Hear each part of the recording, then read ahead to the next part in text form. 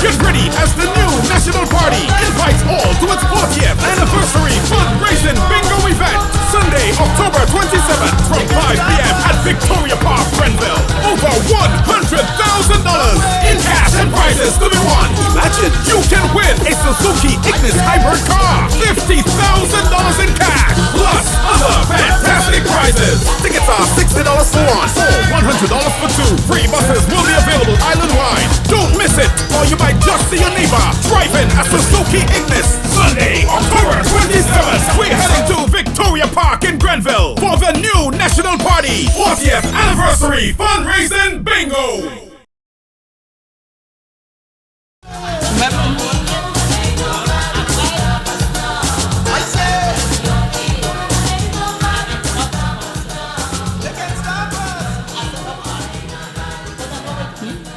Members of the head table, persons viewing online, you, the audience, NNPites, NNPites, a special good night to you.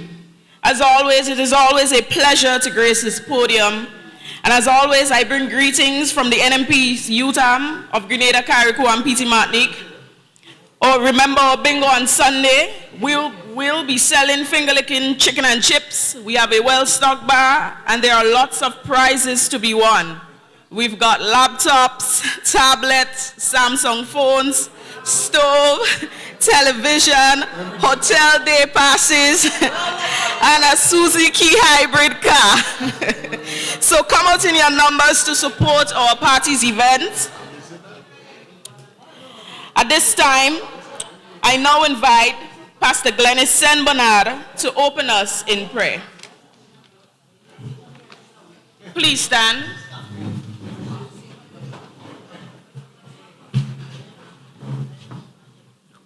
Good night, all. It's prayer time around God's throne.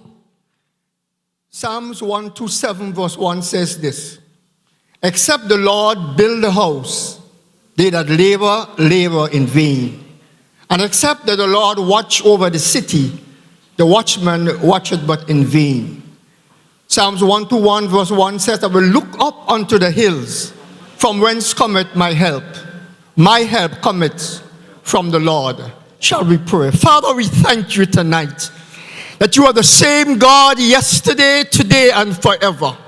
We lift up your name tonight because we know that there is no other God like you. We commend this meeting into your hands tonight and ask God that even those who sit at the head table, you will impart to them knowledge and wisdom and understanding. I pray, God, that those that listen will have a heart to understand. We stand tonight against every roadblock. We come against every stumbling block. We come against every dark cloud. We come against every spirit of fear and doubt and everything that comes to stop and disturb and distort this nation. We pray, God, that your anointing that destroy yokes and set captives free will rest upon our nation. We pray for the youths of this nation in particular, that even now their eyes will be open, that they may see, oh God, and you will lead them in the right path. I pray tonight in the name of Christ Jesus that you will bless this meeting. You will bless everything concerning us. At the end of the day, God, we know the honor and the glory goes all to you, for we pray in Jesus' mighty name.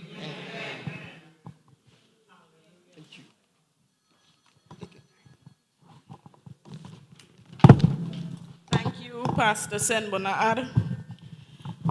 Please remain standing as I invite Mrs. Jean Clark to perform the national anthem, followed by Ms. Jacinta Livingston with the party's song.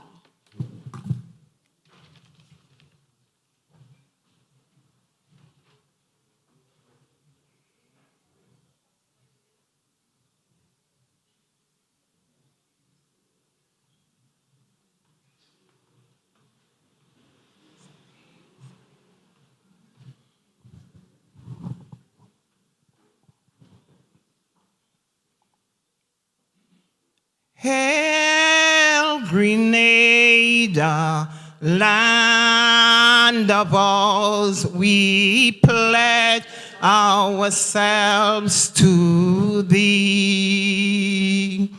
Held hearts and hands in unity to reach our destiny, ever conscious of God, being proud of a heritage. May we well faith and courage as by a build advance, as one people, one family. God bless our nation.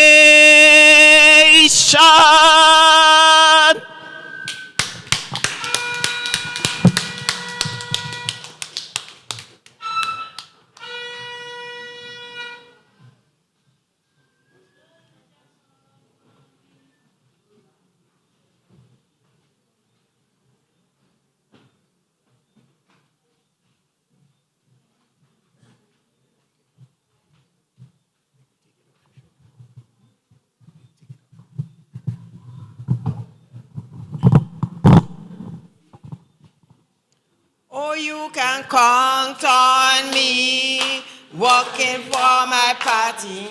Faithful I will be. I will fight with all my might, counting on the NNP. Oh, you can count on me, working for my party. Faithful I will be. I will fight with all my might, working for the NNP.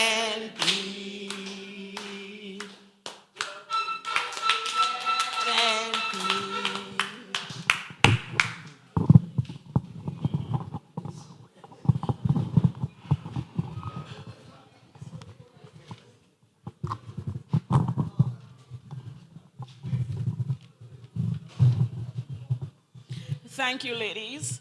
I now invite Mr. Sean Courtney to do the welcome.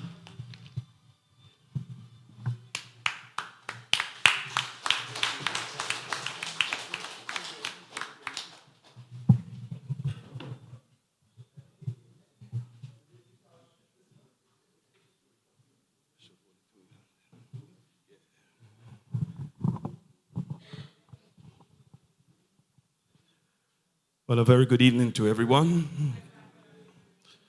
We're particularly grateful that you took time out from your schedule, tomorrow being a holiday, and we know everybody busy doing stuff, but we appreciate of the fact that you decided to spare 2-3 hours to be with us this afternoon as we talk about national issues. We wish to welcome, and I'll just start with the person closest to me, Mr. Gregory Bowen, the constituency lead for St. George's Southeast, which you are here this afternoon. And then we want to also especially welcome Senator Dwight Hosford.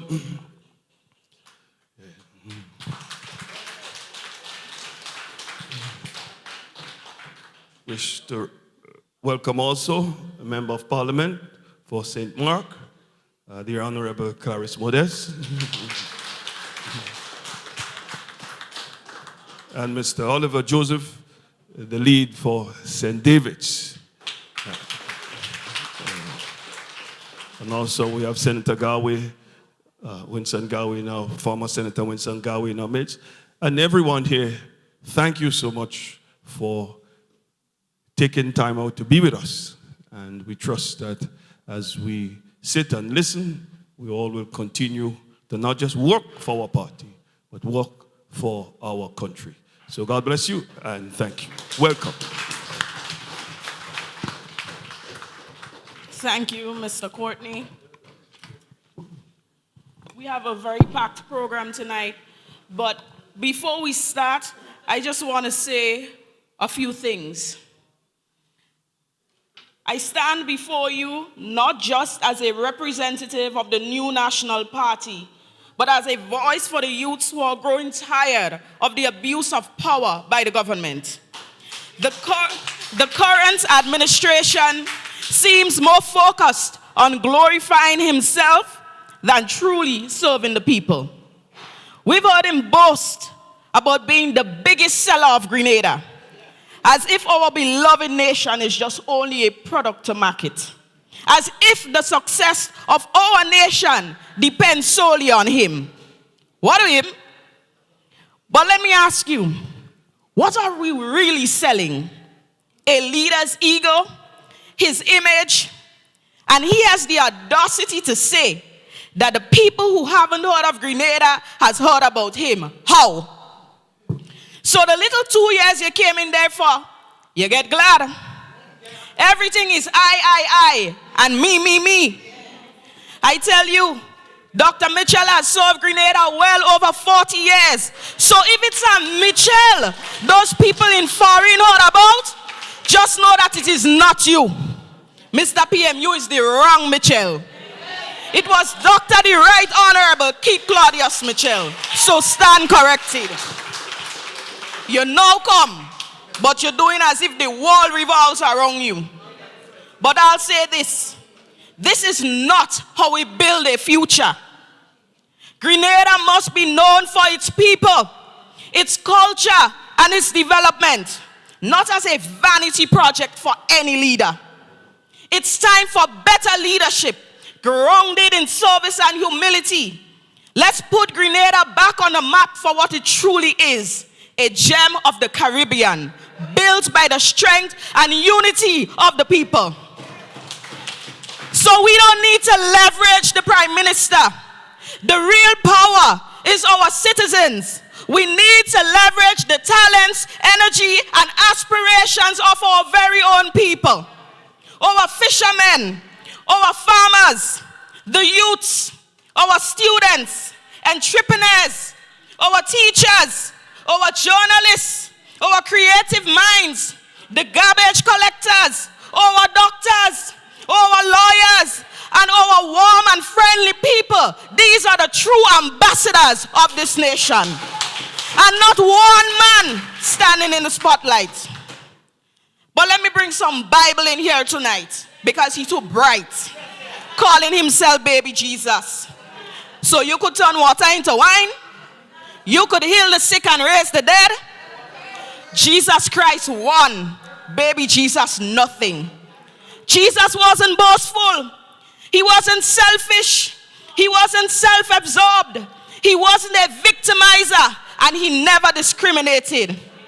God in all his fullness allows us to exercise our rights and freedom, because we can choose if we go to heaven or hell. And we're going to let some man come and take away our rights and treat us as papi, sure? You must be mad. I say you must be mad. It's time we push back against the NDC's self-promotion and remind them that leadership, true leadership, is about empowering our people and not serving personal ambition. Brothers and sisters, the NNP has proven time and time again that we are for the people. NNPites! NNPites! Are you ready to stand up for our country? Are you ready to defend our democracy and our people? If you're ready, say house! House! House! Remember, just remember that our house is solid and our pillars are still strong.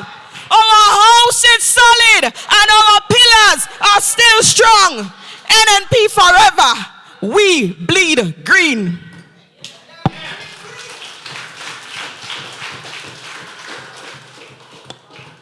But that was not my time to speak. He is a senator, an attorney at law with a commitment to justice. and his passion for public service and dedication to legal reform makes him a vital voice in our community. And he will work to ensure that fairness and equity is for all. Brothers and sisters, put your hands together for Senator Dwight Horsford.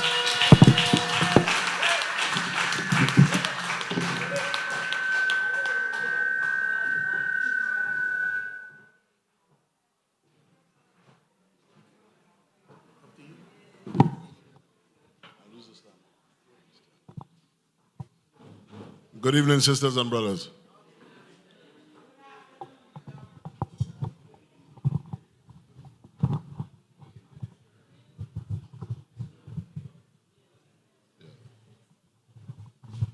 I think tonight my height is a disadvantage. Good evening, sisters and brothers.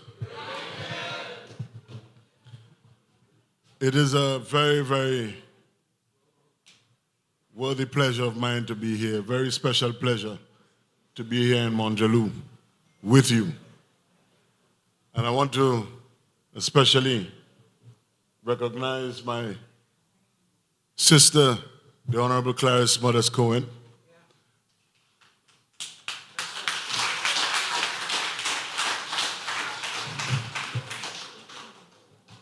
And our chairman, Brother Oliver Joseph.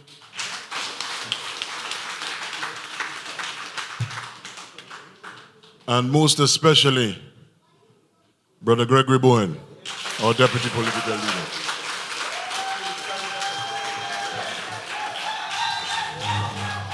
Sisters and brothers, I think our political leaders here, Dr. Mitchell.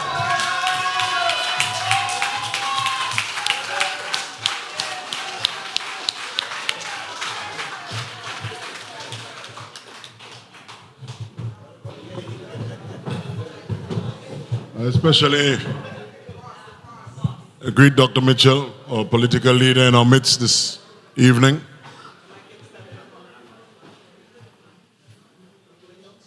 When I come to meetings such as this one,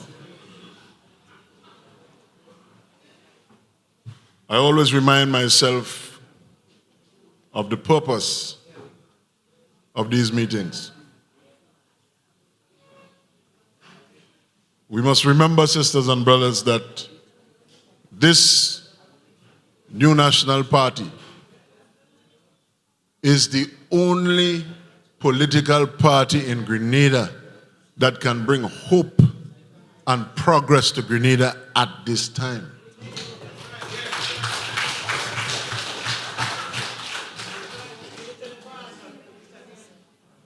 We must also remember, sisters and brothers, that when our country was in shambles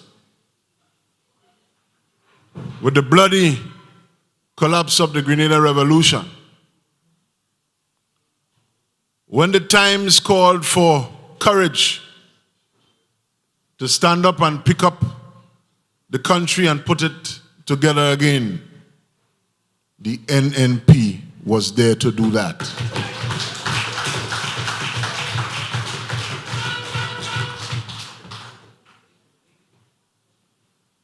And not too long ago, you would remember, when after the exercise of the popular democratic right of our people, an NDC administration was elected, and soon thereafter followed bacchanal, infighting, until they reached the point where they were selling off assets just to pay salaries. And who was there to pick up the country and rescue the country? The New National Party.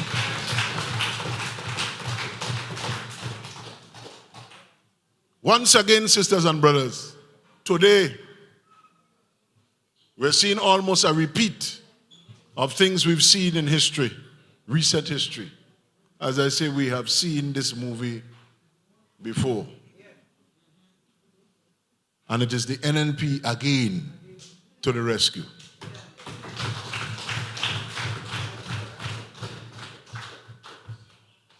Before I delve a little bit into a very important issue of the voters list and canvassing the voters list. How important that is, particularly in the process that we have now started. I want to say a few special words in relation to a very special gentleman that you have in your midst, Brother Gregory Bowen.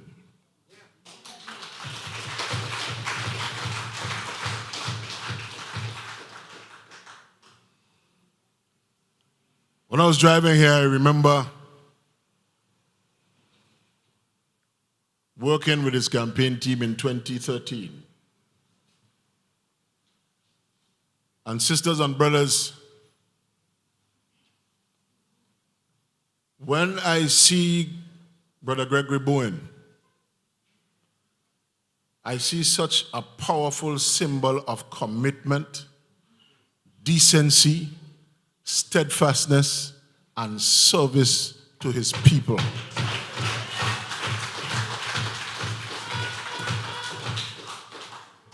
Nobody, nowhere, can dispute the kind of work and development Brother Gregory Bowen has done in the Southeast. Nobody.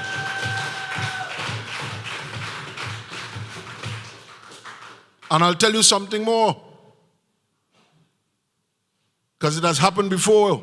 You've seen it with your very eyes. You get an NDC so-called politician that comes and he gets your vote and disappear. You remember Carl Hood disappeared? Gregory Bowen was here.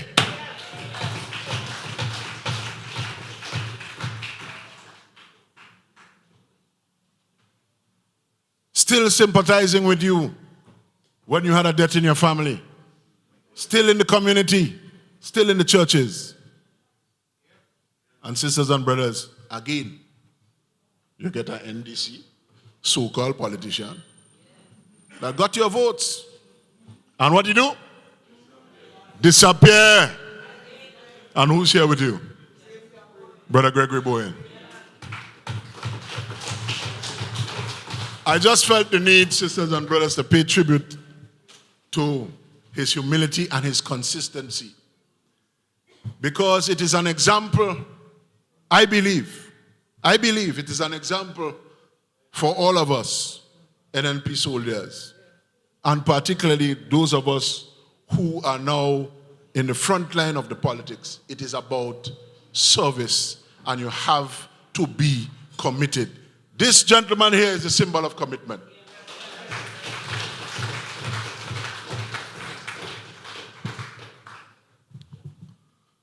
Now, having said that, our sister, our dynamic sister, mentioned earlier that he had a fella that say, if people don't know about Grenada, they know about he. So that is how Grenada would be known. That happens, sisters and brothers, when your head swell. I just told you that this is about service, not self. That's why I mentioned this good gentleman here. And it is because of this dangerous development that you are seeing in your eyes, right in front of you, that it is so important now that we must pay attention to our democratic rights. Don't take them for granted. And in recent times, myself and some colleagues, I see a few of them here today, like Brother Smallies and others, we have been paying attention to the critical aspect of the voters list. Now, before I say anything on that, now in every meeting you're hearing from us that it is important to comb the list. Make sure that your name on it, your family, our supporters, and make sure that you know the people that are living in your polling division, in your constituency. But it's equally important, sisters and brothers, to make sure that your children and your grandchildren, particularly some of you who have children and grandchildren in your homes, that are of voting age, you need to talk to them and get them registered. This is not a one-sided thing. The voters list is important, and this is an important aspect of it. Get them registered, sisters and brothers. Because we cannot do the rescue mission if we do not have the numbers. And that is why we are paying attention to the voters list. Now, on the 1st of September, when we kicked off these meetings, I mentioned to you that we are noticing some strange names on these lists, particularly the addendum or the addendums that are coming out. Funny sounding Chinese names, Russian type names, and so on. They sound funny, but it is a serious matter. Why is it so serious, sisters and brothers? It is serious because when the list is packed up with people that don't belong on the list, they outnumber you. And so if an election is called, the expectation is that they will have more persons voting for them than are voting for us. And I indicated to you that is what you call padding the list. And so we recognize that is what they're doing. And so we are combing the list, and action will be taken. As my friend Beck from Carriacou say, action must be taken. But sisters and brothers, there is another thing. Now, I realize in some of our meetings that there is only a focus on the addendum to the list. That is important, yes. But you need to get the main register of voters, whatever is the current list, in addition to the addendum, and go through it thoroughly. Go through it like if you're combing your hair to braid it, because this is very serious business, sisters and brothers. You see already around you things are falling apart, haven't you? Just the other day, we were supposed to have, what's it called, National Heroes Day. Well, I wasn't there, but I see something on the TV, and I know barber shops that have more people than that. But funny as it is also serious, sisters and brothers, because at any time, it can completely fall away. And we have to be ready to rescue our country. Now, in the coming weeks, we are going to continue and conclude the wrongs that we have been making with some of the canvassers in talking about the voters list. Already, we have begun a line of action in one particular constituency. I wouldn't mention it now. And that line of action is that we are using the law. We are using the law because NNP is law abiding. We are using the law. They pardon the list, which is breaking the law.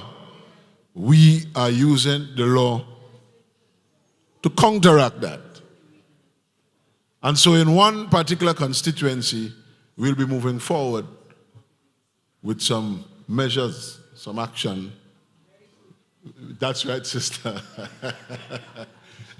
I hope you appreciate. We're not going to elaborate that at this meeting, but the point is, when we come to you next, it is important that you have the canvas work done. Do not wait for us to have a session and say, well, the last time we canvassed was in February when a list came out, and yes, in truth, some things were strange. No, sisters and brothers, as soon as you see the addendum come out, go through it. And also pick it up as against the current list that you have, the main list. I feel very, very confident, sisters and brothers, that we in the New National Party, we are doing the right thing, and we are doing the right thing at the right time. There's no early and late when God's work is afoot. And so, sisters and brothers, continue to be vigilant. Continue to stand for your rights. And continue to give every ounce of support to the New National Party.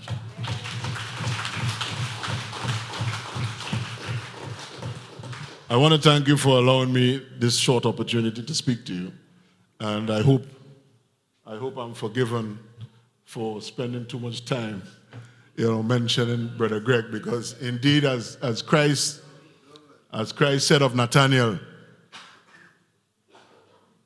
this is a man in whom there is no guile. And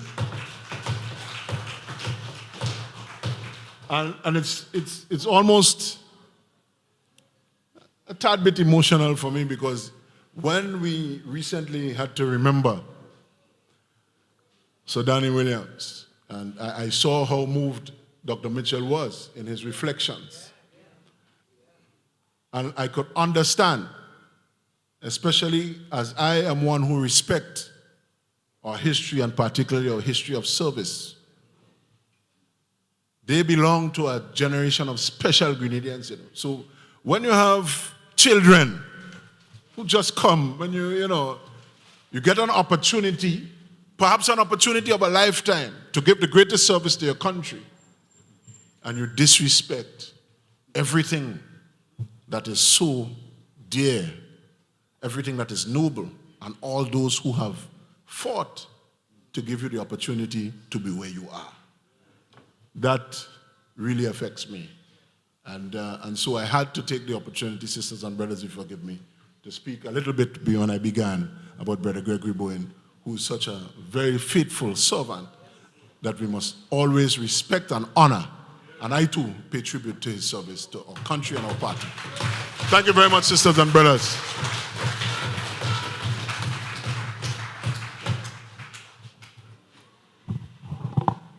Yeah, when God was giving height, I was nowhere to be found. Thank you, Brother Hosford. He mentioned that the NDC is always vote, elected and gone. It's a set of magicians they have in that camp. Our next speaker, he has driven many initiatives that foster growth and development. He is humble, and he's a lover of progress. He has assisted with so many scholarships in St. David's at lost count. He was the man with the vision for the hotel in St. David's, the same one they bad talk and run down. Brothers and sisters, welcome Brother Oliver Joseph.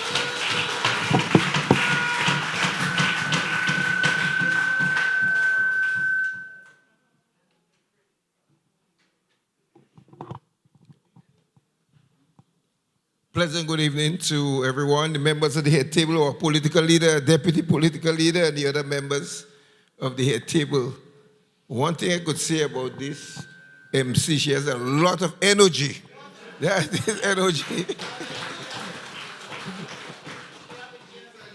Yeah, so, and I want to recognize, mates, Brother Winston Gawi, and I'll tell you why. Because we sat in cabinet together for approximately 10 years. And I know his contribution to this country in cabinet. And Brother Gawi, I want to especially recognize you for your dedication to this country. So I want to follow up a little on what Brother Horsford started. Now, when I joined the NNP in 2012, because I was in the public service and could not take part, NNP was in opposition. I was working in Barbados, and when I came back and I joined NNP, and then I ran in 2013, And my friends in Barbados say, but you go back to Grenada and join the opposition party? I thought you were going with the government. I said, well, the government not making sense. NNP is the only party to come and develop Grenada. And when I get in, we had election in February. At the time, the government, I want you to follow carefully, because I have to deal with an issue out the statement Dr. Mitchell made in Tivoli. I want to explain that in simple, basic economics. Because what he said, perfectly correct, you know, but it turned everything. So I'm going to break it down. Very simple. But before I get there, now, when I learned the history of Dr. Mitchell, humble background, from poor parentage. Once he asked me if I know Masantu. I say, where you think I'm from? I mean, if I know Masantu, I'm from poor family. I don't know if it's because I Douglas here, you think I'm rich. But he tried to tell me he's so poor. A poor man that make it right up to PhD level and left his job and come back to Grenada. I say, any party leading, I will be there. Because of his upbringing. That's why he has so much love for the poor, you know. You know, if you don't have this upbringing and understanding and the sacrifice, although the majority of them in the present government poor, come from poor background. So how they don't study in the poor? well, they should look out for the poor. I told one of them that because we grew up together. And I say, remember when we go in, we didn't even have money for break, right? We had nothing. Parents were so poor. But we persevere and we made it academically. So why are you not looking out at the interests of the poor? And every time NNP talk about, use the term poor and vulnerable, they get upset. How are you going to talk about the poor and vulnerable? You know? Any government, the responsibility of any government is to lift the standard of people in the country. That is the role of government. And that is why NNP places so much emphasis on scholarships, you know. So much emphasis on scholarships. And that is what's going to take people out of poverty, you know. When you educate the younger people, because that is what took me out of poverty, you know. Because I got a scholarship and I went to university. And therefore, the NNP has a clear understanding of the policies. So how you need to judge a government is by the kind of policies, you know, that they implement. So and I'll give you some examples. So we had the houses built by the People's Republic of China for the less fortunate people that we are going to distribute to them in order to lift their standard of living. In the campaign, the NDC said that we are paying security to look at the houses and we have it there. And we're not giving it out. As soon as they come, they'll give it out. When they come, what they did? They started selling it. Look at I could talk about the housing project in St. David's. You have 226 units, you know. The one bedroom is 50,000. 2 bedrooms, 70,000. So where poor people going and get money to buy that? So there's a line there, beautiful. My friends that came down for Carnival said they're going to buy some of it as a holiday house. Holiday house. That is not what it was built for. They said to me, when they come down for holiday, they could stay in it. I say it was not meant for that. It was meant for the poor people of this country to help lift them up, and that was the policy of the new National Party. And if the new National Party was there, all the houses would be given out. So that is how you need to judge the government, by the kind of policies that they put in place. They talk about Project 500. Do you know that the houses will be sold? You're not getting no free house, you know. It will be sold because they're not interested in helping the poor to lift up from poverty. That is the NNP. And when you have put focus on the less fortunate people and they can come up, that's how the country will move forward and develop, brothers and sisters. So listen, follow carefully all the policies of the government, and you will see that all the policies are not in the interest of the working people of this country. Now, how the economy function? If you have an increase in consumption spending, that is spending by people, household, so more people walk in the economy, more disposable income, and they can spend more. That is, everybody knows that, you know. You don't have to go to university to know that. Once you have money and you spend in the economy, VAT is a transaction tax. So as people buy it, you collect more VAT, so the government will benefit more. So what you want to do to grow the economy is have more people walk in. That is what you want. So when you have more people working, you have more people spending. And that is the simple point, Dr. Mitchell. I don't understand all this spin about that is the simple point he was making. And that's a basic economic theory, you know. That if people have more disposable income and they spend more, the economy will do better. Because the government collecting more taxes when you spend more. Business is doing well. They could employ more people. And the whole economy is booming. Well, what's wrong with that? That is the correct thing. So, brothers and sisters, when we were there, every time, even the bushing program that was seasonal, but we had thousands of people working, you know, thousands. There are millions of dollars we are spending there, you know. And all the shops in St. David's were boasting, and they were happy. The shopkeeper say, well, everybody who owe me come and pay, you know. And he could buy more. So that is the economic situation we are looking at.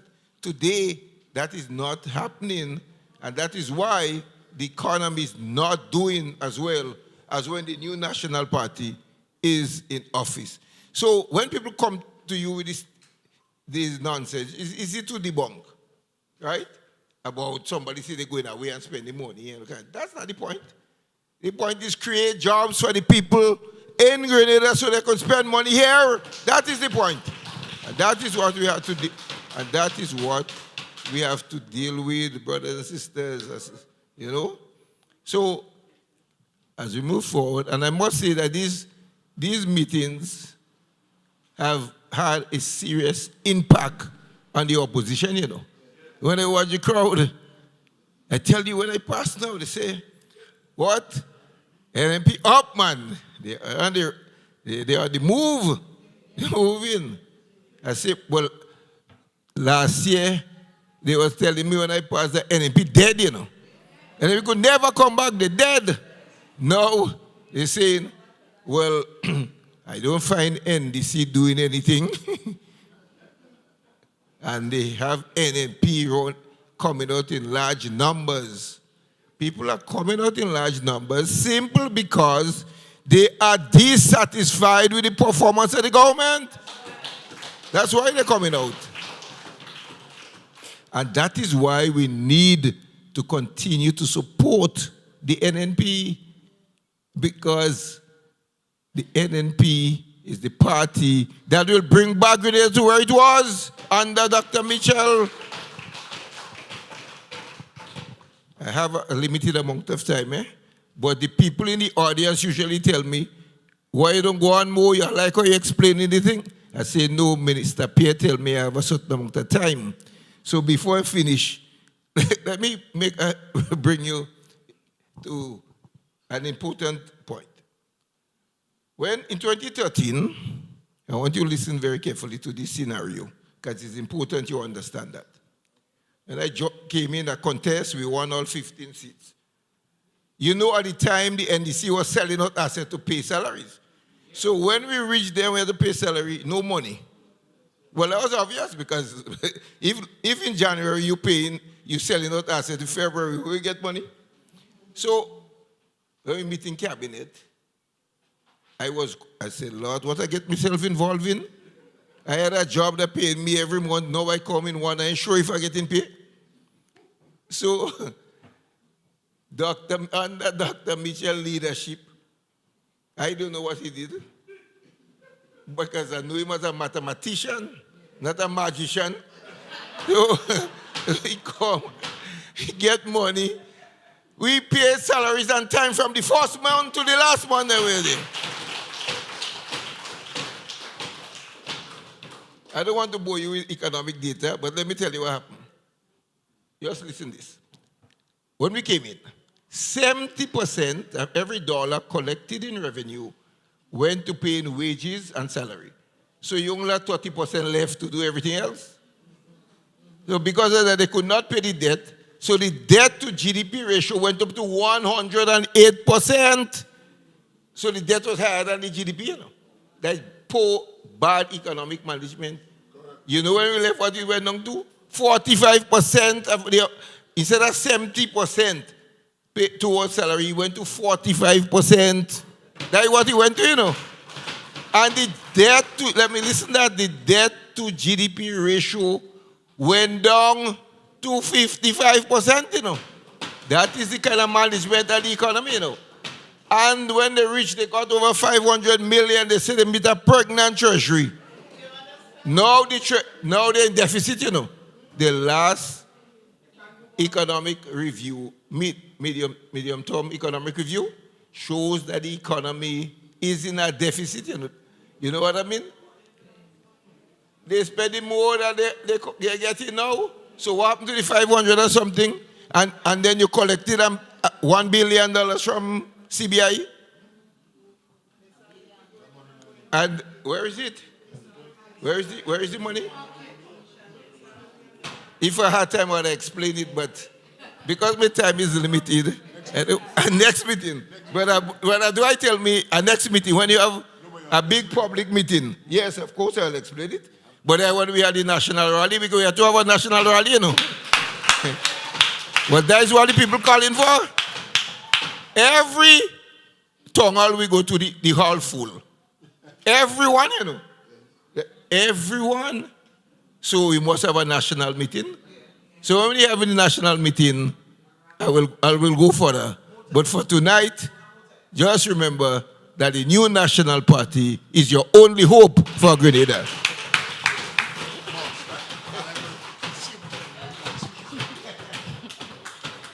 Thank you, Brother Oliver.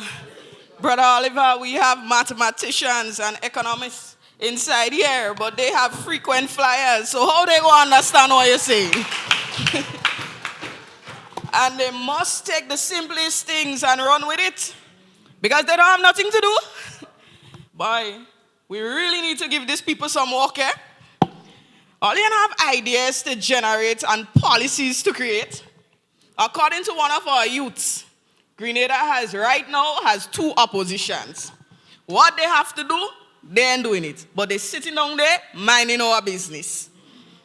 It's like we in power and we ain't in power and they're still talking. According to Sister Emmeline, settle down and mind your business. Our next speaker, she is little like me, but she is filled with vibes. She talawa. Love and has a heart for people. St. Mark's calls her mother. She's a servant and champion for health and education. You cannot say St. Mark's and not think of her. Brothers and sisters, welcome Dr. Clarice Modest.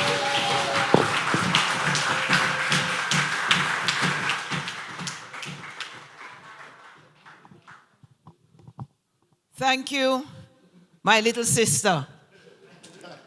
I have so many little sisters to look after in the house of the new National Party, And I'm so pleased and proud to be a part of a team that have young people like this lady.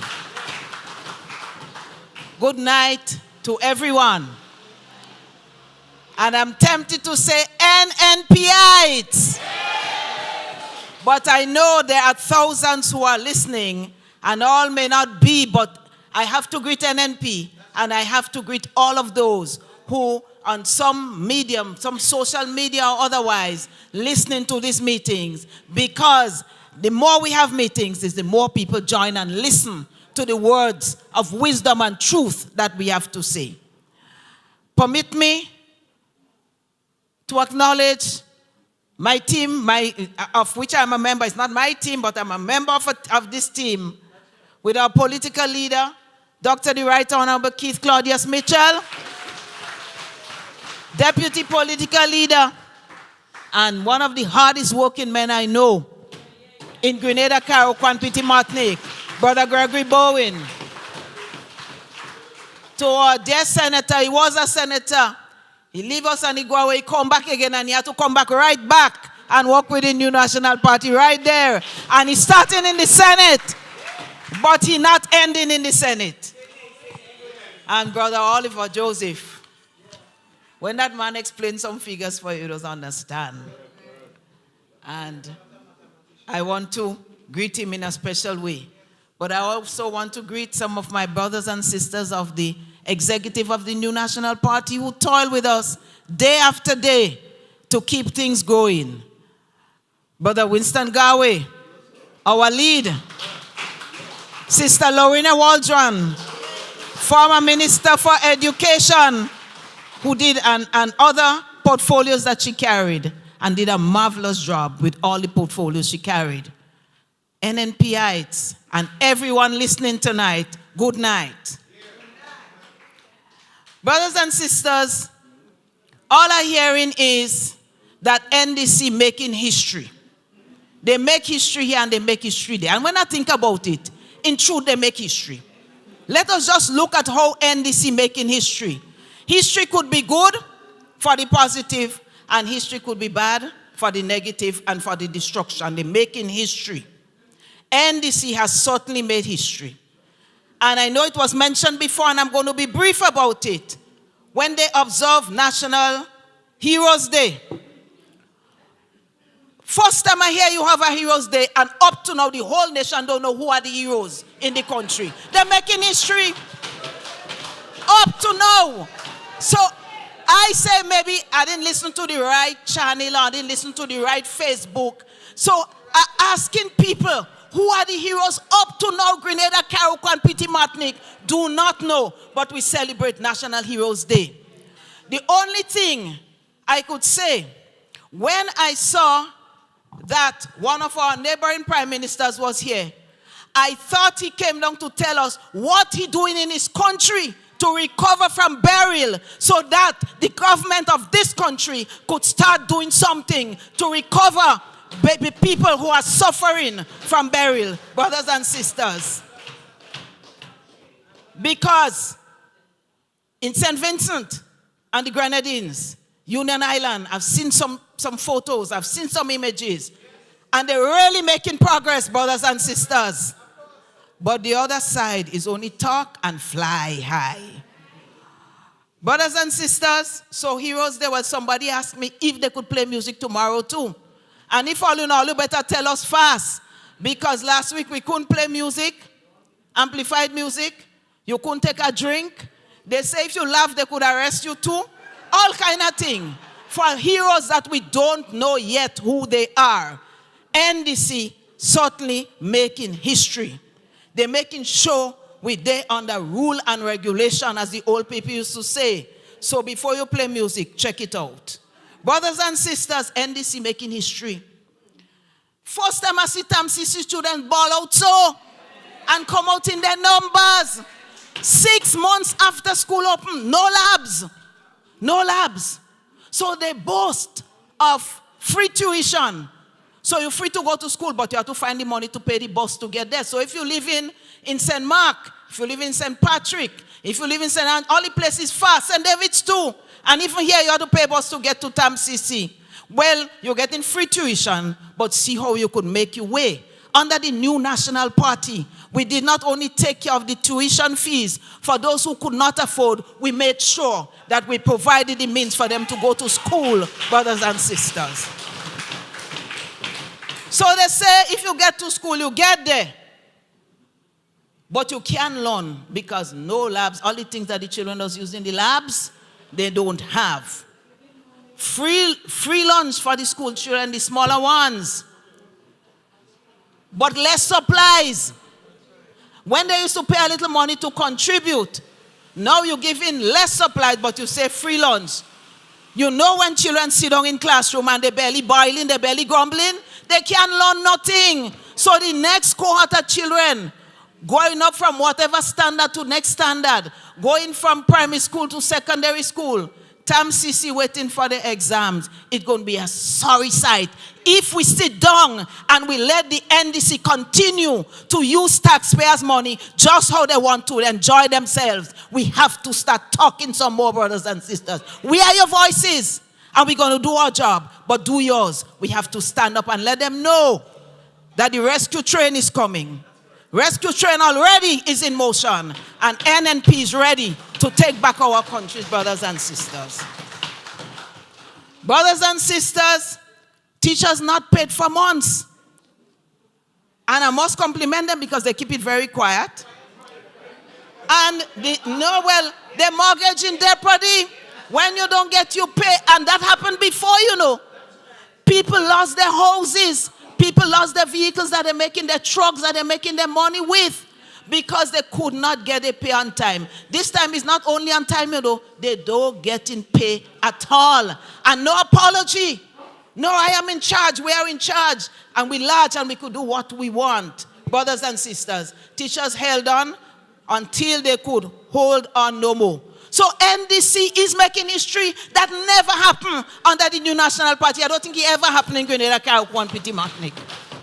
NDC, they're making history. But I wonder for how many months the administration didn't get paid. Can our Prime Minister tell us how many months he didn't get paid? And all the ministers who some not even going to work. When you pass in the car park for the ministers, the car park empty. And the same people saying, Doc, well, sometimes they'll still make a mistake and call me minister, but I'll tell them, don't make that mistake. Sometimes they could lose their work. But they used to say, the car park used to be full. Now we don't have nobody, so I don't know, they're working, how they say, remotely? You're there in Grenada and the people vote you to work for them, but they're working remotely because you can't see them at all. Brothers and sisters, I have a warning for the Grenada Board of Tourism. They have to look out. Because very soon, there will be no work for them to market Grenada. Because if one man wearing an outfit that is not a Grenadian outfit could still go and market Grenada more than the Board of Tourism, brothers and sisters, we're in serious, serious trouble. So I was in tourism, and I remember with pride when we registered the first 500,000 visitors to our shores.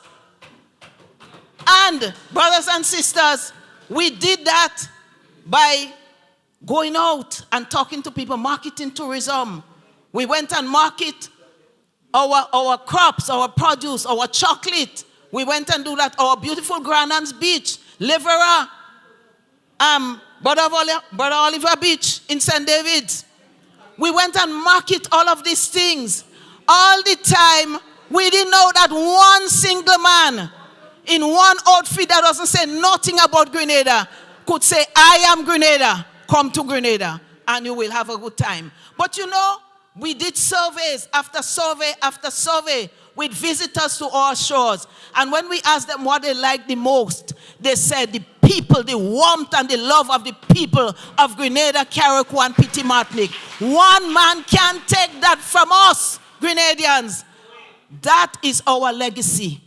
Friendliness, love, caring in Grenada, and welcoming. So I want to say to those who are planning to come, thinking of coming, it's not that one man you're going to see. You're going to see a loving team of Grenadians, and you're going to see them led by an NNP government that cares about people, brothers and sisters.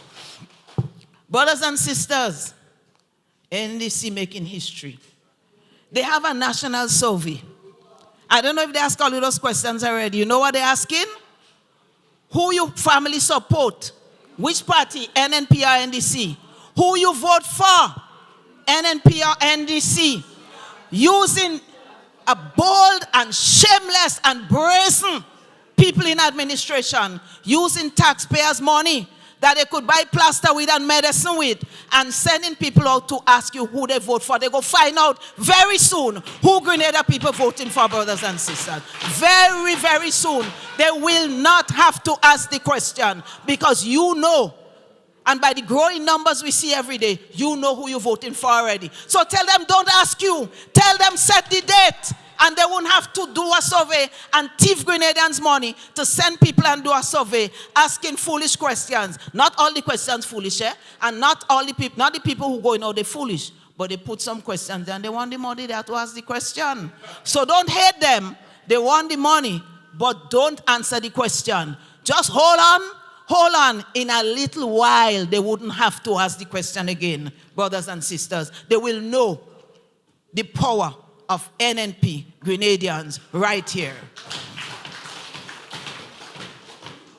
So, brothers and sisters, I was listening to a little thing on the radio, and I hear people say they're privatizing the hospital. I say, well, Bonje, poor people dead.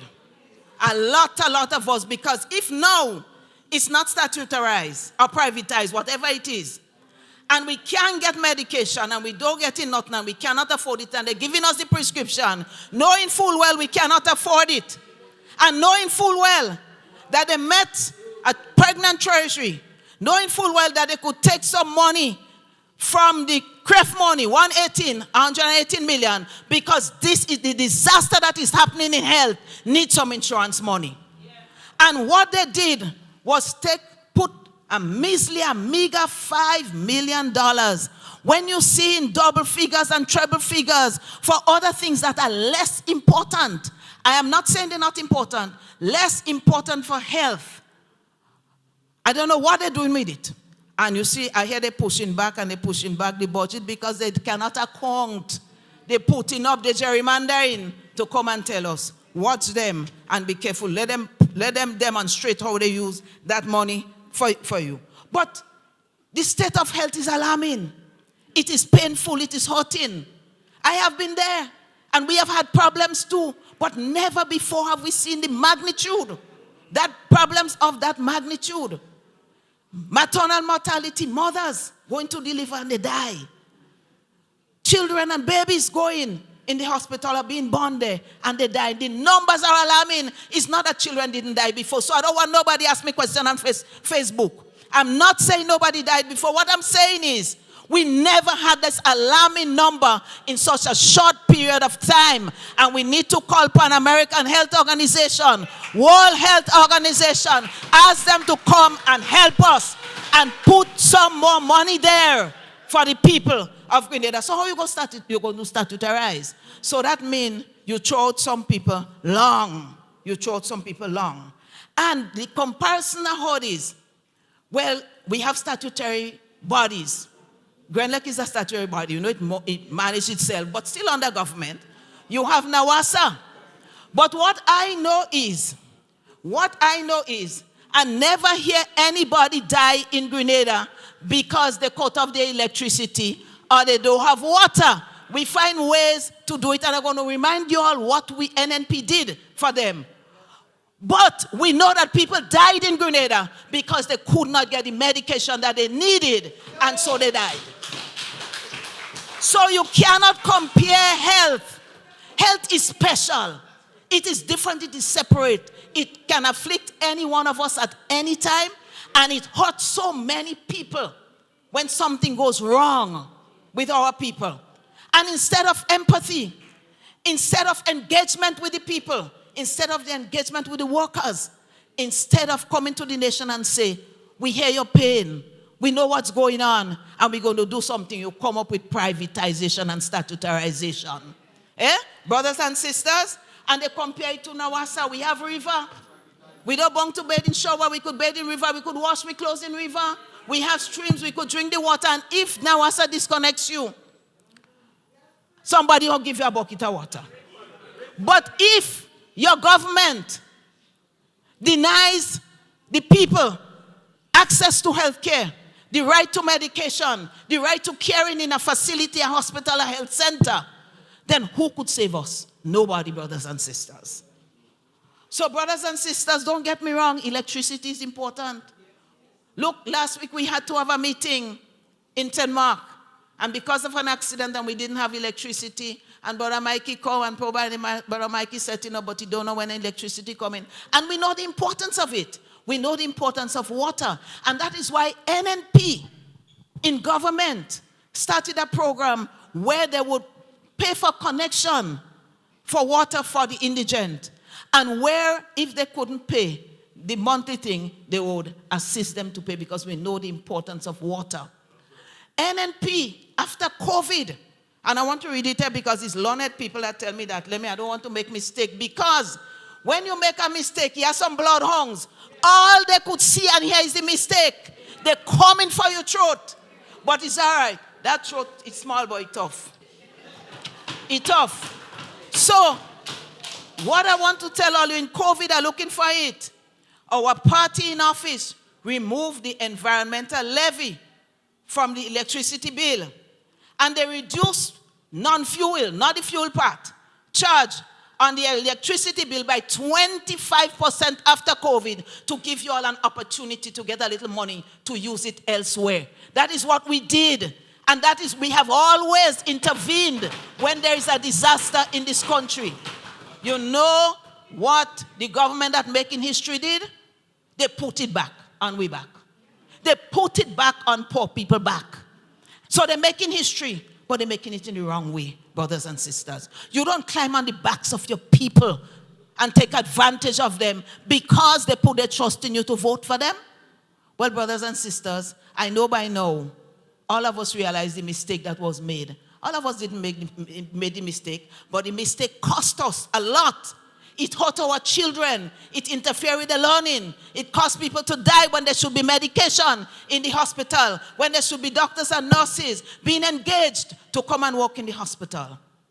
And so we have the problem. And that is why we didn't expect every town hall meeting would have been like a rally. We just felt we needed to come and bring you the message and to let you know that we care and that we are there for you. But brothers and sisters, the people have a mind of their own. They just see a little flyer with Dr. Modest going to be here. St. Max people putting on the chat, what bus that going? I said, well, that is not we business. They just invite me.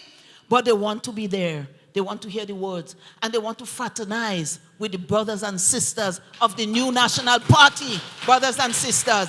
They want to see the people who have shown empathy for them.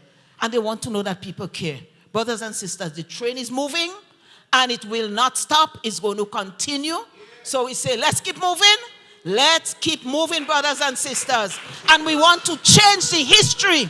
We want to change the history of Grenada, Carriacou, and Pitimartic. It is too devastating for this country. Thank you, brothers and sisters. God bless you.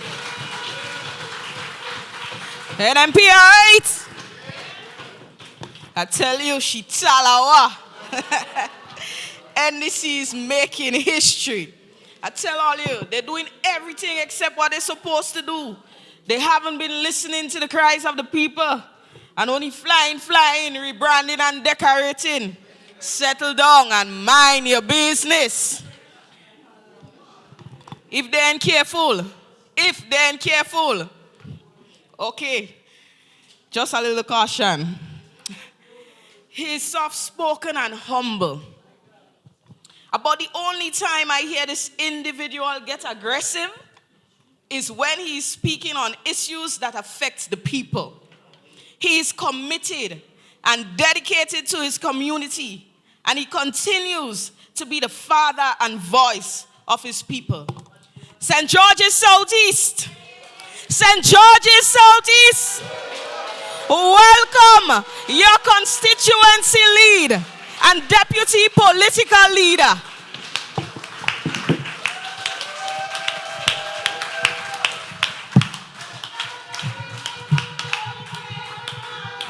Thank you. Thank you very much, Madam Chairperson. A beautiful lady, a strong lady, and she has definitely learned from the best. Welcome and thank you. I want to recognize our political leader, Dr. the Right Honorable Keith Mitchell, the parliamentary representative for St. Mark. In a special way, we welcome you to St. George Southeast. It is not your first time, but we are very happy that you are here. We want to recognize our brother Oliver Joseph, adjoining constituency, Senator the Honorable Dwight Hosford, and he has given you a mouthful. Thank you very much, my brother, for reminding us. And just as the parliamentary rep, Clarice Modest, I have sat in cabinet with two people in the audience, Sister Lorena Waldron and the former senator. Yes. Thank all of you for your commitment. And Senator Garway is not only sitting in cabinet. As Brother Dwight, before him, he is continuing to work and to work diligently for us in St. George Southeast. We thank you very much, my brother.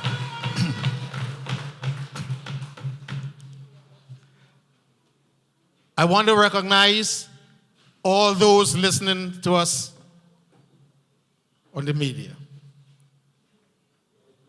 As I have said in 2 meetings before, you too have a fundamental role to play as we in Grenada. Remember, you were used on the last occasion. You were used to put fear into people in Grenada. Well, you won't get a barrel. Well, you won't get a this. You won't get a that. Now it is your time to correct, brothers and sisters, the situation. It is your time to stay outside there and tell your people, as one lady with my mother told me a few weeks ago, I made a mistake. We made a mistake. And now we are there to see our country come back on target. We want to see our country perform in a manner to help our people, to help us, to help here, and so that you in the diaspora can be proud. Already we see signs of it, you know. Already we see signs that you are doing the right thing, that you are recognizing how you were used. And don't be afraid. Do what is right. As I've told the IMF team on many occasions when they were here, when we were putting Grenada on the economic recovery path, we definitely want to do the right thing. They asked me, how come these difficult things you said that your government will support? And some of these things, you're throwing them apart, and they look so easy that you could go and sell to your people. I said the new National Party is not here just to sell things to gain votes. We are here to do what is right for the people of Grenada, Carriacou, and Petite Martinique.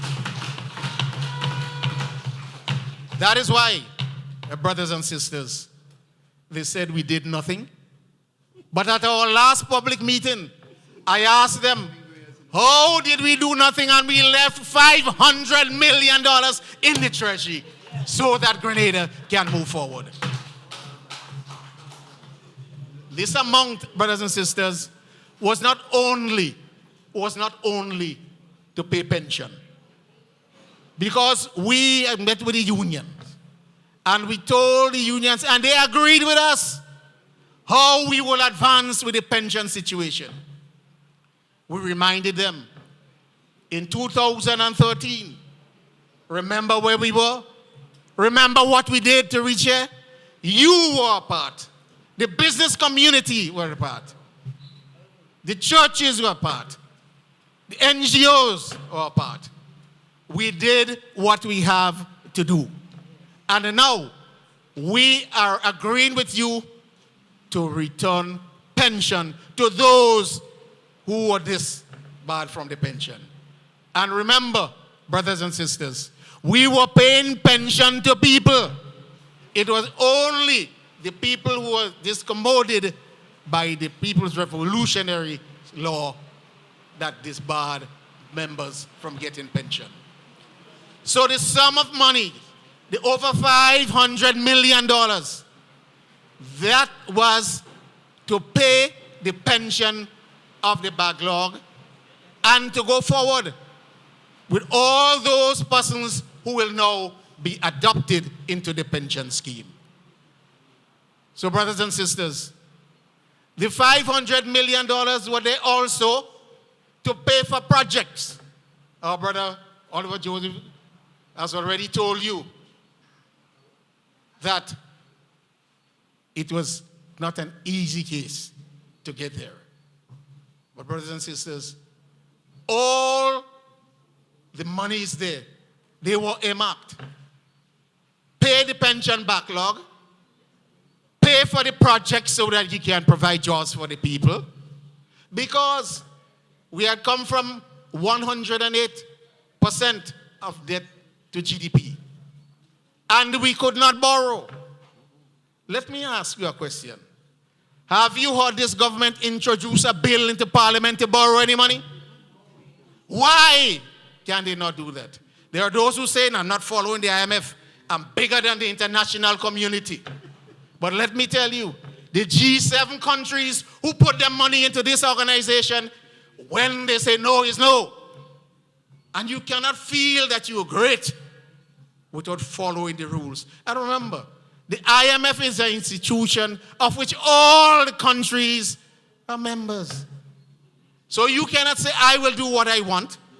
And the other countries will say, oh, I will follow the rules. Then when they clamp on you, you're clamped. So these monies were there to pay for projects, capital projects. Remember the Molyneux project? That was all part of it. Sure, we got a grant from the UK SIF. But when we got the monies, when we got the cost estimate, it was way above the monies that we got as grant. So we had to we couldn't borrow the rest, we had to put out the monies. You see the road from the cliff back to Woodlands Gap? That was part of the UK SIF. But the monies, the expenditure was so large. And Britain said she wants to be able to see the part that she's financing. So that money, that component, we had to finance it. We spoke with Dr. Warren, president of the CDB, and he agreed to do what he can. But remember, to borrow, we had to sit with the international community. We had all our systems set out, and we were given loans at concessionary rate of 0.75% because we stuck to what we said we would do. And we did what was right for the people of Grenada, Carriacou, and the PT Martini. Brothers and sisters, all of those things we must remember. So when we made the error and we put others to lead who do not know how to lead, we will suffer as we are suffering today. But the new national party is here. We have not given you up. We are back on the trail. We are ensuring that as in 2013, we do all that is necessary, the planning through this period, so that when we hit the road, we can hit the road running so that Grenada, Carriacou, and Petit Martinique can be rescued, brothers and sisters. I want to thank you for coming out, for attending. Because we know that victimization is rife. Oh, yeah. I want to thank those persons who are leading in the past in the constituency. And even I would not force them to come out when I know that the throats will be cut. So you're not seeing many of them. I thank them for what they do and what they continue to do behind the scene. And I specifically want to thank the new team that's here with us in St. George Southeast. They are doing whatever it takes to ensure that the job can continue. So I thank all of you for coming forward with your help. And brothers and sisters, on this note, I want to thank the management of this school. Why? At the very first meeting, we had it here. Do you know that we wrote the organization for the use of the Marian Community Center? We did not get it. But we wrote to the school at very short notice. In fact, it was a telephone call. And we had the very meeting there in March earlier this year. So I want to say thank you to the school. And all the procedures, we write the ministry and we write the school. And without hesitation, the school again said, here, come. As a matter of fact, they did much in the preparation of the seating arrangement for us. Thank you very much, management and staff of the Morne Jaloux RC School. Brothers and sisters, persons are seeking help who never sought help before. I am talking about NNP and I am talking about NDC. You see, when we held a function in St. George Southeast to help somebody in the community, to help NNP, to help NDC, to help the whole areaite, we will put it out there and we'll ask the people in the community to come and support, because these people have children going to school and we are doing what we can. Please come out and help. These people came out and they helped us in the fundraiser. So we got a report that we made $900 and we gave all to this poor person. And so those was NDC and NNP, they were happy. They would meet me later. And they will say, you know I don't support you.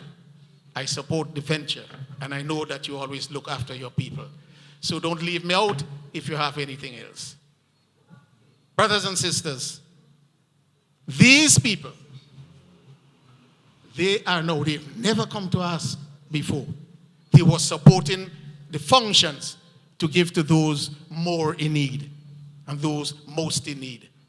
But now these people are coming to me. They are saying, you know, if I had it, I would not come. I say, yes, I know. I do not have, but I'll give what I have. And I call on the team of the New National Party to support me so that I can give something to you. You won't hear us calling names. All I want to do is to commend these people for their bravery. The fact is, they would not have come to me if, as you, Brother Dwight said, they had guile in their hearts. They support a party, they support the party. They have respect for me, I have respect for them. So whenever we're doing something good, they come forward. So, brothers and sisters, I mentioned this to tell you the state of our economy. It is much worse than in 2013. Much worse. In 2013, while they were selling assets to pay salaries, they were not out there gallivanting and enriching themselves. Now we see it. Now we see it, brothers and sisters.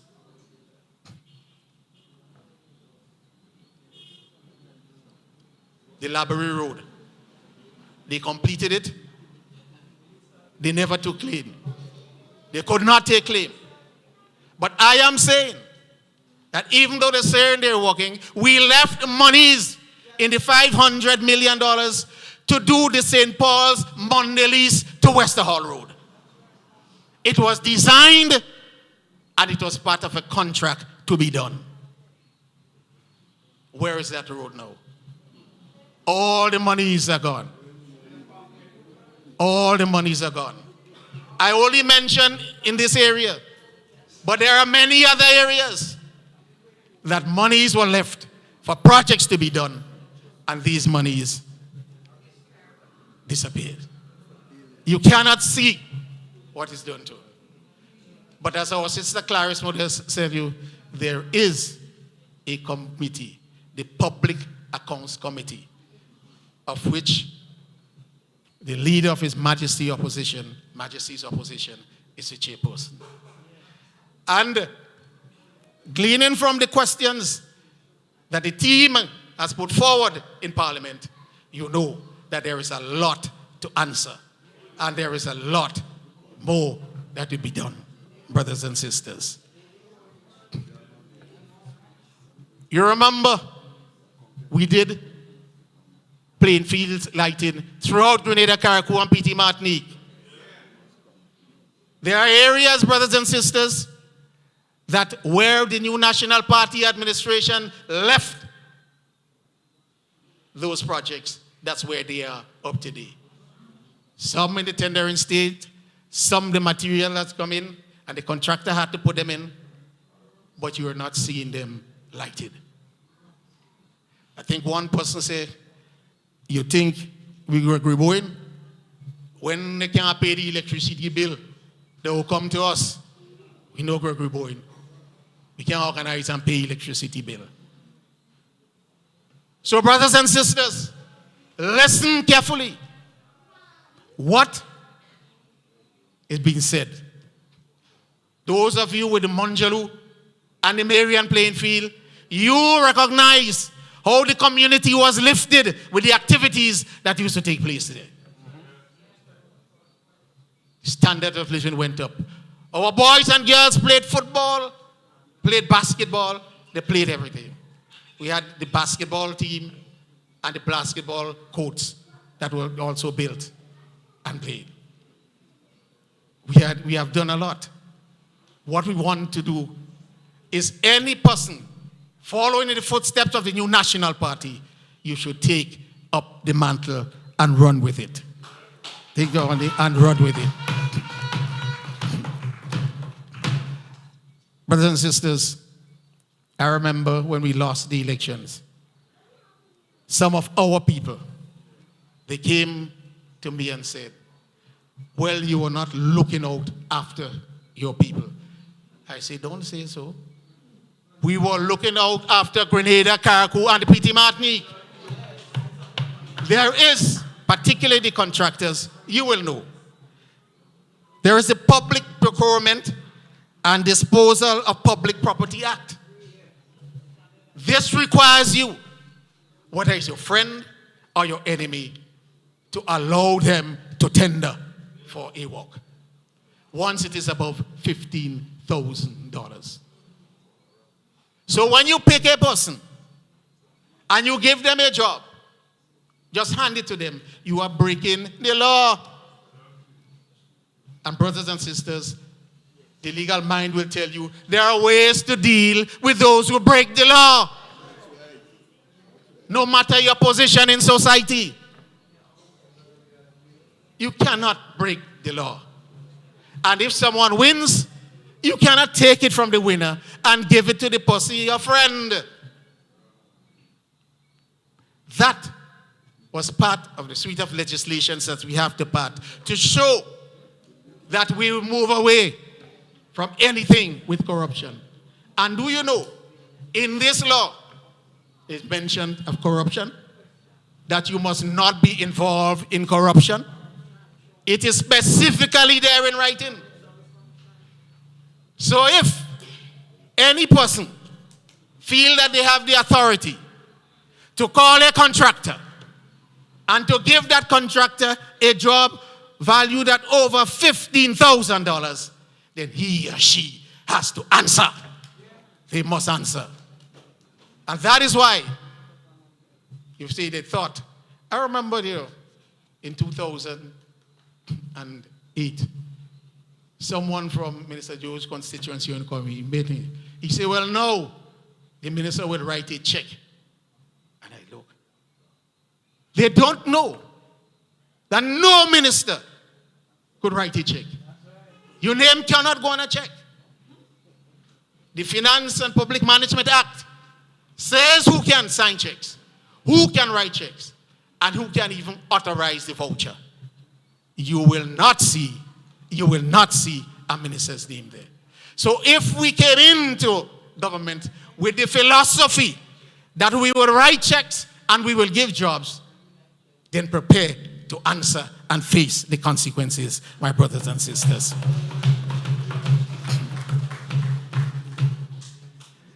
Seed. A lot of our people are facing hard times. Those who are on the seed program, who are voting for. 2 weeks after, name off the list. Yes? And those who are asking, again, 2, 3 notices will reach in and say, that's an NNP. You'll be waiting on that list. There are those who are waiting for over 2 years now.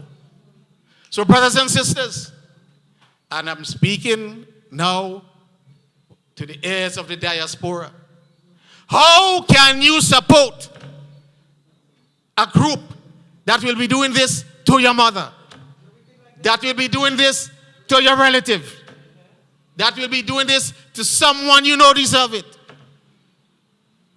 You have started, you have listened. Continue to listen and continue to do what is right.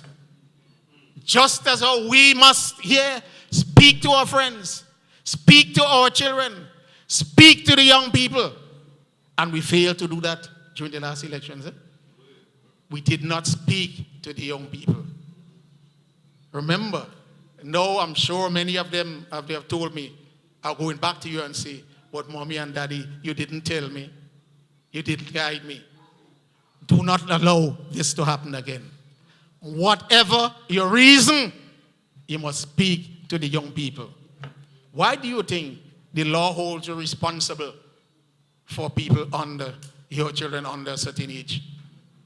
It's not only the law, it's the moral responsibility that you must exercise for them to grow uprightly and to make the correct decision, my brothers and sisters.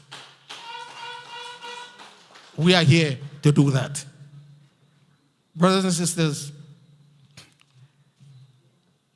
the Integrity in Public Life Act, that is one act that requires action when we do wrong thing.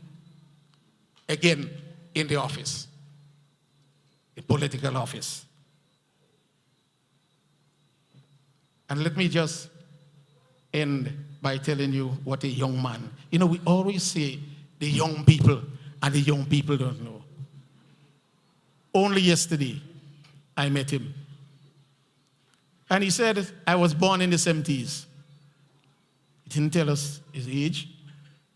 So I said he must be just a little above 50, but looking for him most likely in the 40s. And he said about the Heroes Day. Sister Clarice told us they did not tell us we were a hero. He says he understands nothing. Why is Kirani James mixed with October 19? He is asking that, you know. I didn't ask him. And he said, if you want to have 2 sets of awards, you do one for the team or the group, perhaps who lost their life, however you want to call that. If you want to call it Heroes Day, he's not agreeing with the term hero, but if you want to call it Heroes Day, that's you. Yeah, and he said, but people like Kirani James, they're in a different bracket, who excelled for the country, who are leading us through. He said he did not understand. With respect to the heroes of October 1983, he said, I know nothing about it. So I calculated again. I said, well, 40-something. Yes, it's 41. No, he has to be very young. He said what he expected them to do. as part of, however they want to call it, Heroes Day, was for 1 week before October 19th, educate all the young people, as he, who know nothing about what happened on the 4th. Spend an entire 2 weeks, fortnight, educating them so that they can discern what is taking place. He made his judgment without knowing anything and just listening to people. He did not know what went on the 4th. He did not know anything, particularly in 79. He knows nothing. And as much as we speak to them, they continue to be confused. So we must not put that behind us. We must talk to them about that also. Because we see those trying to emulate and trying to repeat and trying to do what certain figures did. But they don't know anything, you know. And this young man was born in the 70s, would be older than those persons who now hold reins and who now want to listen to people. But they're always listening to one sector, you know. Not to those who will show them the right path. Remember, you either like Maurice Bishop and you hate Eric Machugeri. Nobody went through to see what Eric Machugeri did. But if you teach the history, they will understand. One of the things that got me the most angry, let's put the most angriest angry, was when I heard a proponent of the revolution who did everything to destroy Eric Machugeri. That is the feeling. I was not mad with him at that time. But when he came back to me and said, Eric Machugeri was a first revolutionary. From that time, I lost all respect for him and for those who think in the particular manner. If you know that a man was good, you could dislike the man, but say what was good about him.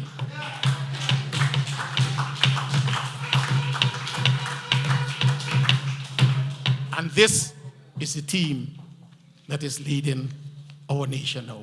A team who simply likes one, dislikes the other, will not do the research, and will not put forward the education in a manner that you can understand. That is why, brothers and sisters, I never spoke the revolution. I was around. I functioned. But you have never heard Gregory Bowen mention anything bad, even though against Sir Eric Machugeri. Because I researched. I saw what he did. No one is perfect. I experienced the revolution. So I could make the judgment. So when they come before you saying, I am here and I want nothing from there, take warning, brothers and sisters. What is happening? And you'll see and recognize why your country is on the path on which it is going. I ask you to support the new National Party. I made it abundantly clear that when the NNP or when the NDC moved out of the NNP, most of the NDC people, they were my friends. They grew up in my area. But I looked at their philosophy and I never lied to them. I told them, I cannot support your philosophy. And they know they were talking to no fool.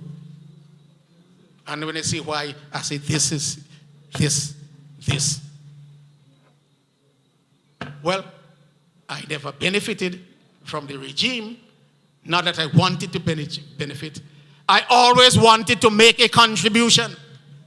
And if I cannot make a meaningful contribution under this regime, and I could make a meaningful contribution under this partnership, then Gregory Bowen ended up under the new National Party. And they have contributed and will continue to make the contribution to the people of Grenada, Carriacou, and Petit Martinique, to the people of St. George Southeast. I ask you to support and do what is necessary so we can see the new National Party back at the helm.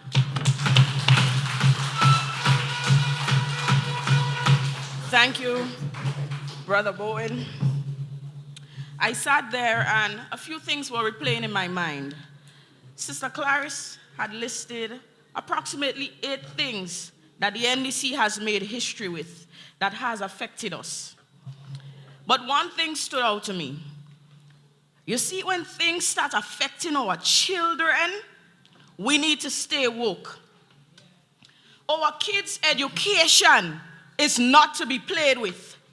We are hard-working people, and we know that one of the ways to get out of poverty is education.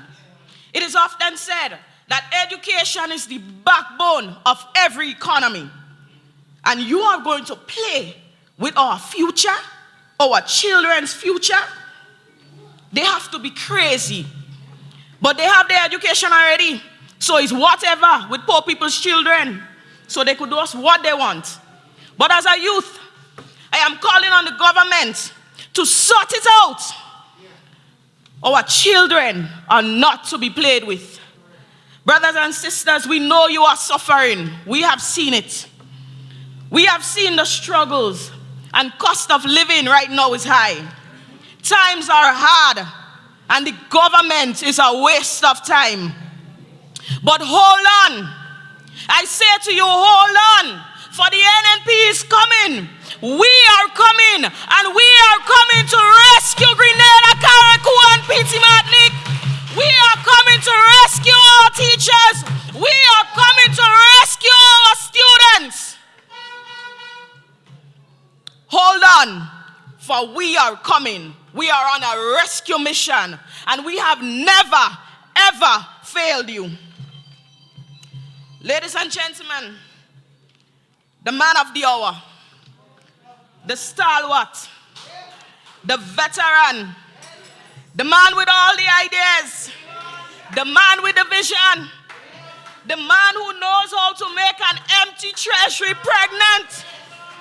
Stand up and welcome your political leader, Dr. the Right Honorable Keith Claudius Mitchell.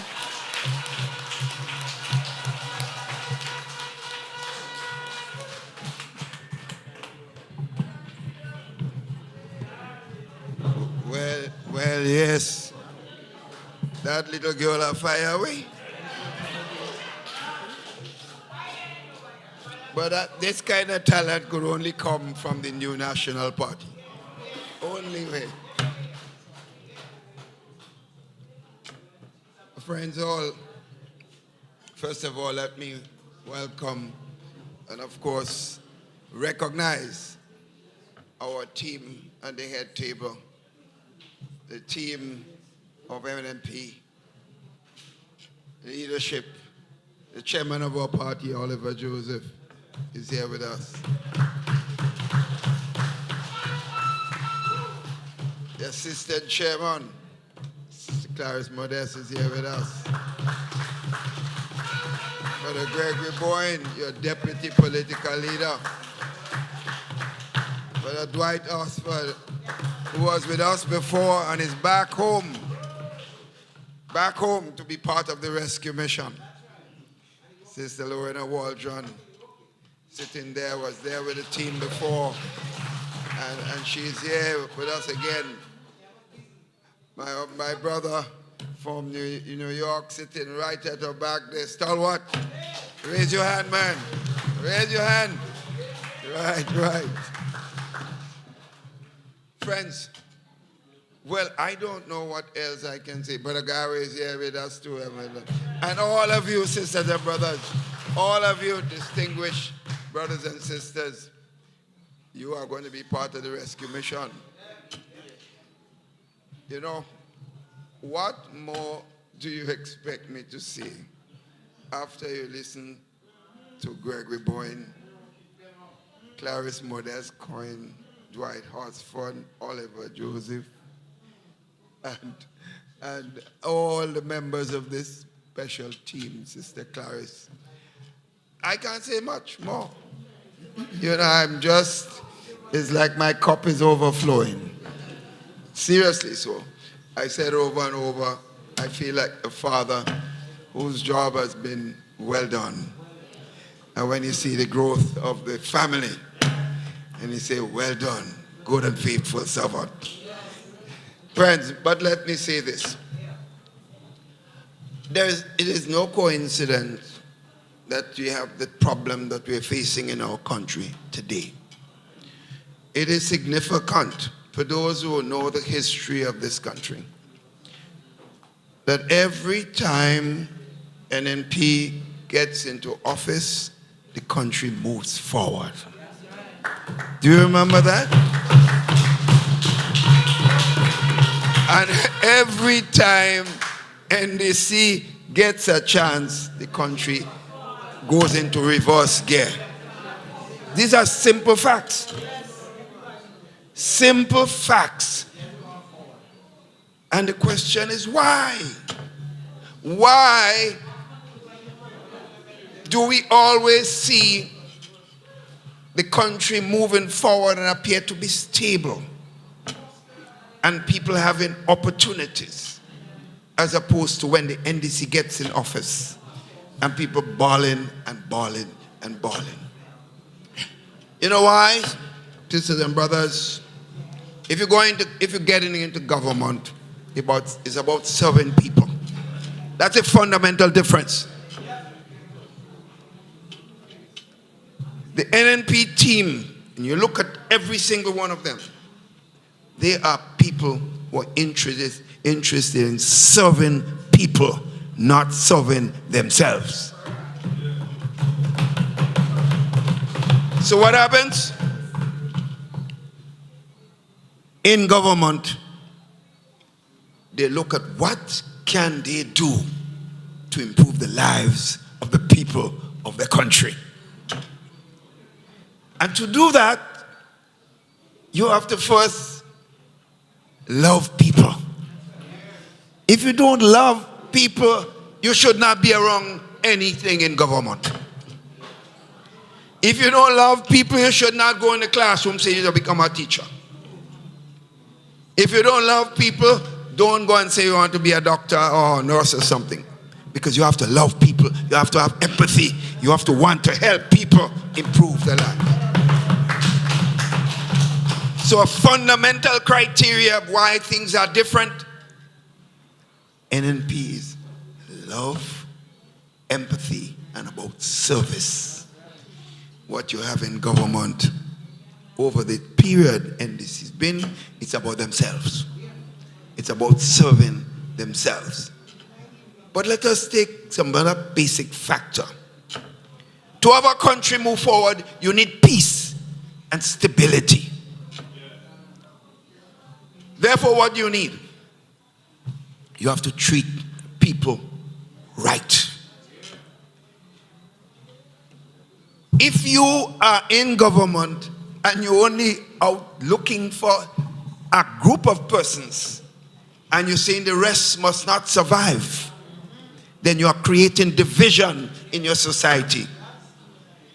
And the NNP has always been about, when we're in government, everyone must have a chance, sisters and brothers. And every one of the members here and those sitting on the audience will know, we have constantly told our people, do not come and tell us the only person that must have opportunity is those who vote for us. When you are elected into government, you are elected for all the people of the country.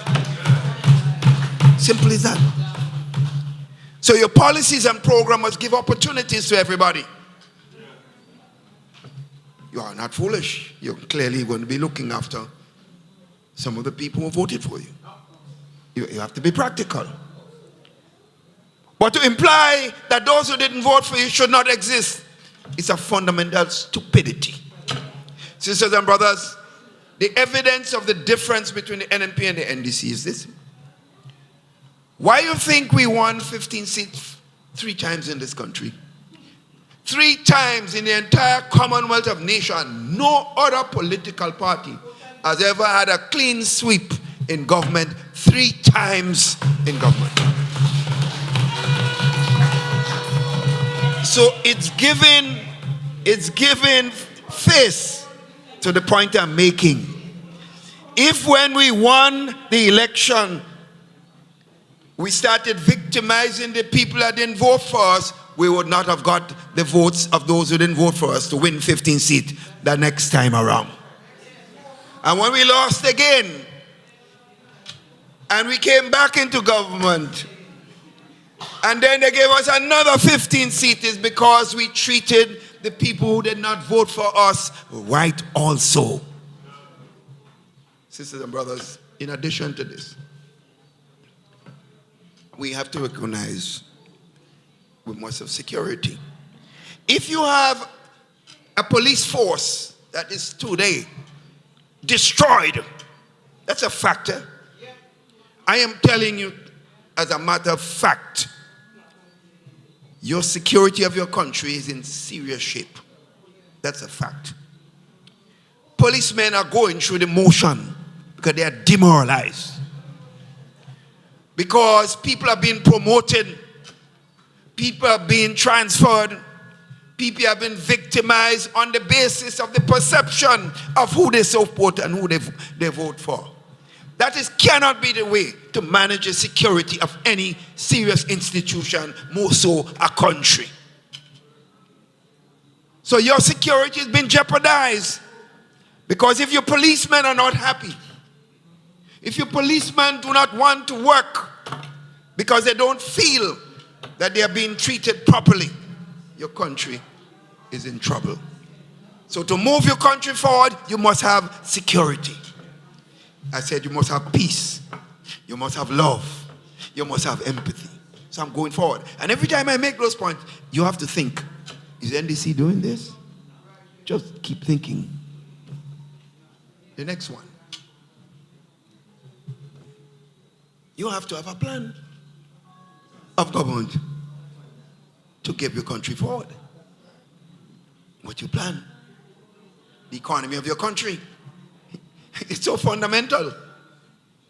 You have to be able, you have your infrastructure already in place because NNP, without NNP, and Mr. Infrastructure is the man who is in St. George's Southeast, Gregory Bowen. Historically, Mr. Infrastructure. Just understand this. Mr. Infrastructure is Gregory Bowen. You have to have that in place. So you have infrastructure, you have peace, you have stability. You have to educate your people. To have a prosperous society, you must have an educated society. So that is in place because the NNP put enormous emphasis on educating our children. The facts are well known. Today you have TAMCC students demonstrating all over the country. Never in how many years in government, TAMCC student striking against a government for not doing something for them. Sisters and brothers, in all the years we're in government, most teachers never voted for us. Listen to my word. I didn't say teachers didn't vote for us. I say most, because we have a lot who voted for us.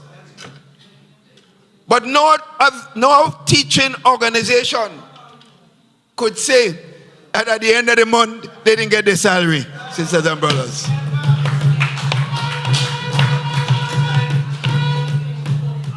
So you're taking care of the teachers, the education, and you must have health. You need an educated, healthy society to have prosperity. So we have to invest in the health care of our country. Sisters and brothers, NNP did that. We were not perfect. We were not perfect. All over the world you hear cries of improvement in the healthcare system. And Sister Clarice said it right, correctly. She said, yes, there were weaknesses, but the kind of thing going on in the healthcare system today never happened under the new National Party, sisters and brothers. So you have that in place. then you're moving forward with your economy. No, you have to have confidence. If people do not have confidence in you, and those who are governing the country, they are not going to invest. They are not going to take risk. That is for fundamental, sisters and brothers. You talk to most businessmen in the country today, they tell you they are in shock as to the present state of business in this country, because they have no confidence in this government. People who came here because of the confidence they had in this government, in the NNP, and started serious hotel and other activities and invested money in this country, all of them closed shop, because they said these people do not care about investment, and they do not care about people coming and creating opportunities and jobs. My friends, in a country, we put aside millions of dollars in GDP and within the Ministry of Finance for small businesses to grow. Because you grow the economy, you create jobs. Less headache for the government to find jobs for individuals, because the private people will take risk. They'll create jobs and they will ease the pain of the government. Sisters and brothers, so see, I'm making the point. So all that I'm saying here, you ask yourself, is that being done by the government? The opposite is happening. Because they take all your money in GDP and they give Andy get all of your money, you know. Yeah? Handy, they say handy. No, serious. We are in trouble, you know. Sisters and brothers, we are in trouble. But let me say this. So when NNP ever take reins, as we certainly will, as a political organization, friends, you expect to see we'll have to clean up a lot of mess. But I think Gregory pointed out something, and I have to repeat it. Because it doesn't matter who leads NNP in government, but NNP would have to ensure that if people did wrongs and took the people's money wrongfully, they have to be accountable for that action, sisters and brothers. So those who believe they don't have to obey rules, they could break the laws of the country with impunity, we will have people to deal with that, sisters. They're not going to be the politician, because the politicians don't get involved in charging people. But the law will have to take its course. So we're issuing a warning to those who believe that they can do as they want, because we know a lot of nonsense taking place. So sisters and brothers, as I said, I'm not going to spend much more time on this, but to say to you this. Your NNP party is on the rescue mission for this country. That's simple as it is. But I want to say to you this. Over the years, your NNP party has grown. You have seen different persons coming in to the new national party and making contributions. Those of us, the older ones who are there, like myself and Gregory and so on, we will always be there to help the team continue to make progress for Grenada, Carriacou, and P.T. Martinique. So you'll see Brother Oliver there. You'll see Sister Clara's there. But you'll see some new faces. You see that young lady there? That's the kind of people coming home into the house of the new national party. In other words, we're bringing in new blood to strengthen the new national party. Brother Dwight Housford is here, new man. He's ready to do his work on behalf of the new national party and the country, sisters and brothers. We appointed a new senator, Senator Charles, who's a medical doctor, also ready to make our contribution. And you will see more and more new faces, young men and young women coming involved in the new National Party to help in the rescue mission of this country. But as they do this, you will see Keith Mitchell, Gregory Boyne, and all the stalwarts here working closely with them to rebuild Grenada, Carriacou, and Peter Marvick. Thank you. Good night, everybody.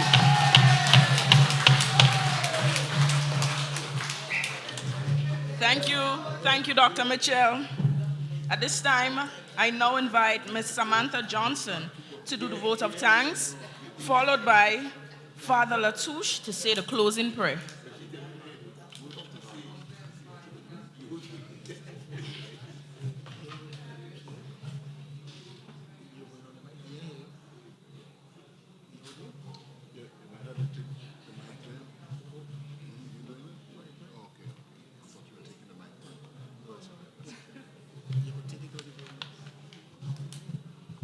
Good evening, everyone.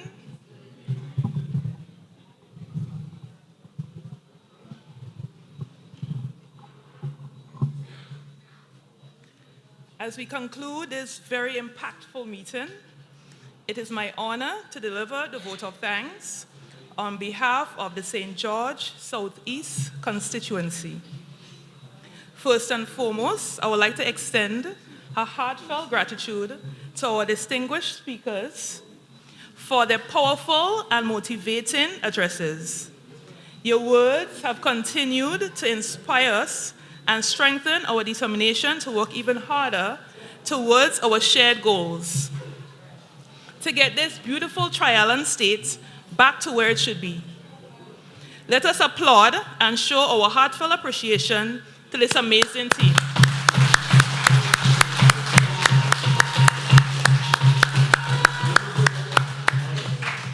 To the organizing committee, thank you for putting this wonderful meeting together.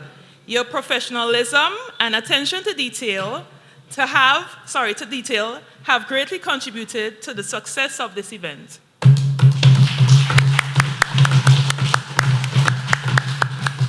Lastly, a big thank you to all the attendees and supporters. Please remember that your enthusiasm and commitment does not go unnoticed. Thank you all for your continued support and commitment. Your participation here today and your ongoing support are invaluable.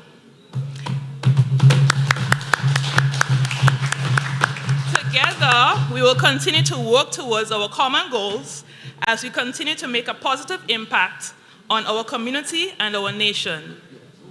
Have a wonderful evening and safe travels home. Thank you.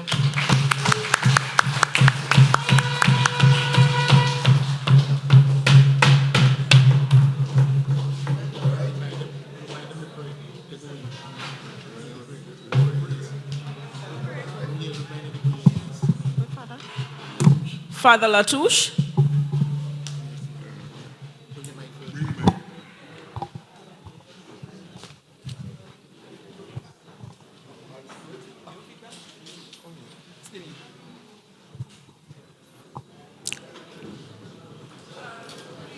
Let's stand and bow our heads.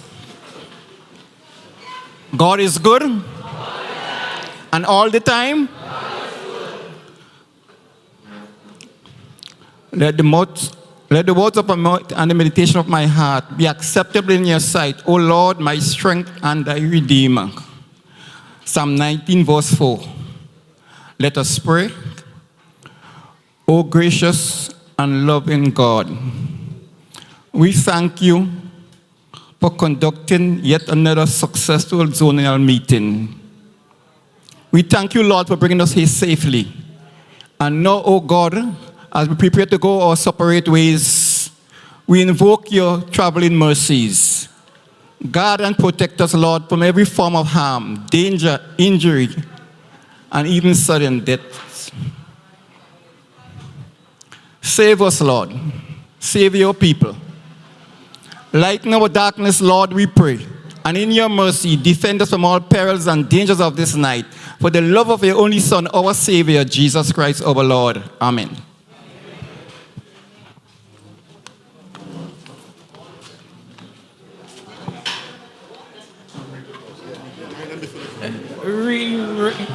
A gentle reminder about our bingo on Sunday.